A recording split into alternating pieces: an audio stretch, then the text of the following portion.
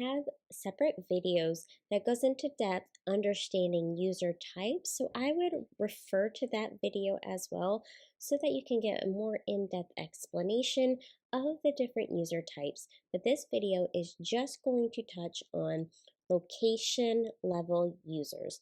A location level user just simply means that they have access to one or multiple locations, but they cannot access any settings at the system dashboard. To create a location user, you do have to go to Settings, Users, while you're within the location.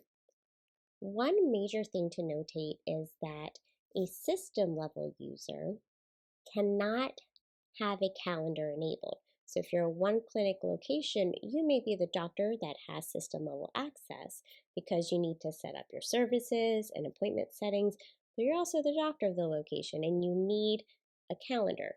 You would have to create a separate user at the location that does not have a login but has a calendar enabled. I'll walk you through what that would look like. If you click on this helper icon, this will lead you to a knowledge base article that will also walk you through these steps. If you create new user, in the provider type, you want to select an option that is appropriate for what you're trying to achieve. I say that because the provider type can accomplish two things. One, anybody that is listed as anything other than admin only has access to the SOAP note screen.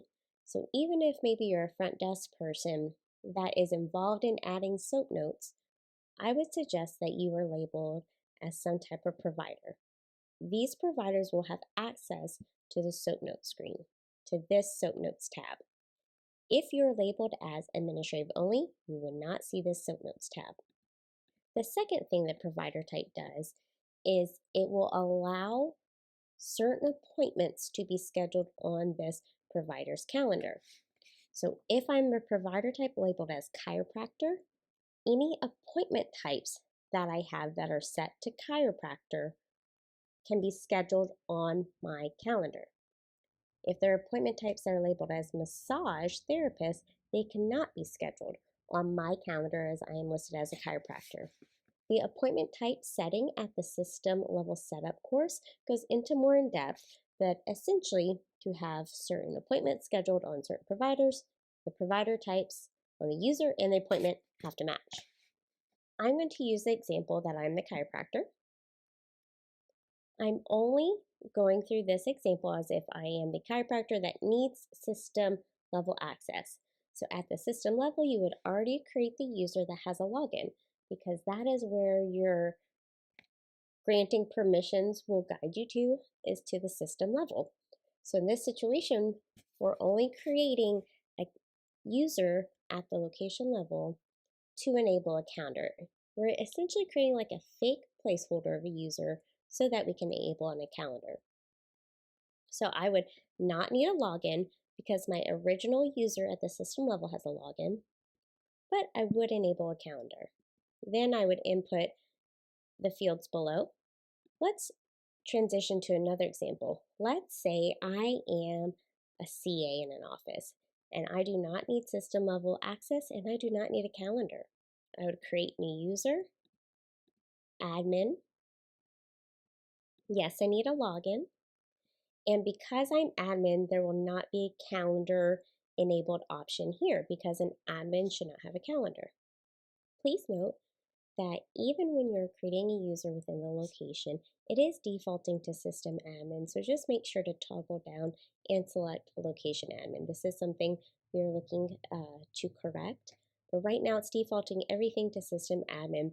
So just know if you have a user set as system admin, they have access to your system level settings.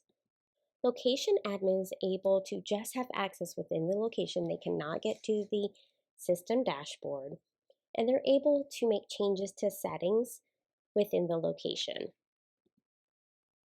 Location user cannot make any changes to settings.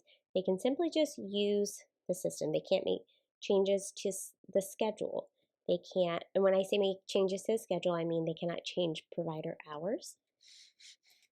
They cannot make changes to settings on inventory items, like overrides on inventory items or services. A call agent is just for someone that works in a call center. Reporting only with HIPAA, reporting only, no HIPAA, are options for users where you may have an accountant that needs to have access to your Kyra HD so they can run reports like your collections or your tax report. So you want them to be able to have access to your Kyra HD but not be able to access anything else but reporting. But that is the intention behind these, where you can grant someone outside of your organization access to your Kyra HD, but just with the intention of them being able to access reports and not do anything with the rest of your office. Permissions. This option will allow the user to have text reminder capabilities. Insurance would give you access to our insurance dashboard. Patient app would give you the access to set up mobile app hours and invite patients to the mobile app.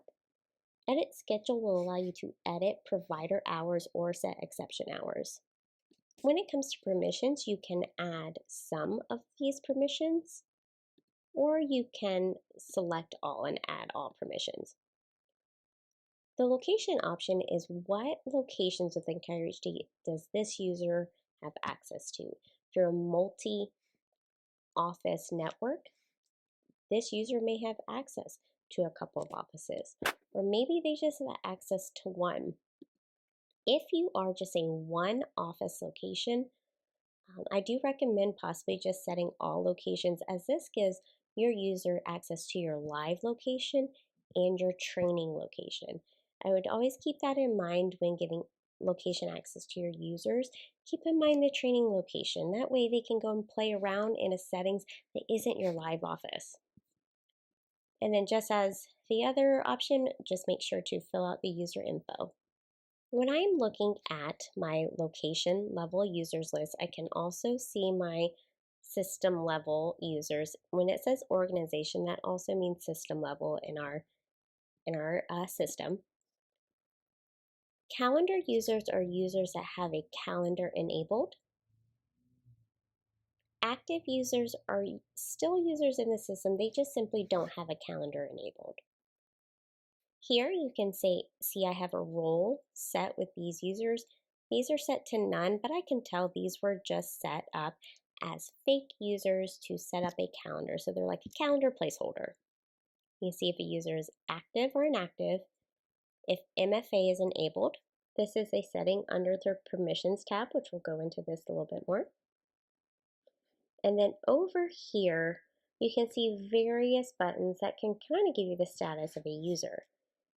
If I look at this user here, this red button says revoke login. That tells me that this user has been sent a user invite email and has set up their Kyra HD user account. I can only revoke a login if they've created their login. As compared to this option, I can see where it says resend invite. This tells me the user has been sent a Kyra HD user invite email, but they have not set up their login. Once they set up their login, this button will change to say revoke login. So if you have a user, it's like, my password isn't working, and I see that it says resend invite, that tells me they've never set up their account in the first place. So of course they can't log in. If a user leaves your location, you can revoke login and deactivate their user. Revoke login will break their login access to your office and they cannot get in. And deactivate can deactivate their calendar and transfer their appointments to another provider if need be. Once you create a user, there are other settings that you can take a look at, like calendar settings. I've touched on this on other videos, but you can edit the calendar order in the calendar tab. Provider settings is attached to provider tabs, which we go over in a different video, so please reference the provider's video. Permissions just gives you a screenshot or an overview of the settings that you set up when enabling the user, but there is one setting that's different. This MFA, multi-factor authentication. MFA is when you have a user that is logging in, they put in their username, password, and then they are texted a verification code. You can enable that setting on a user.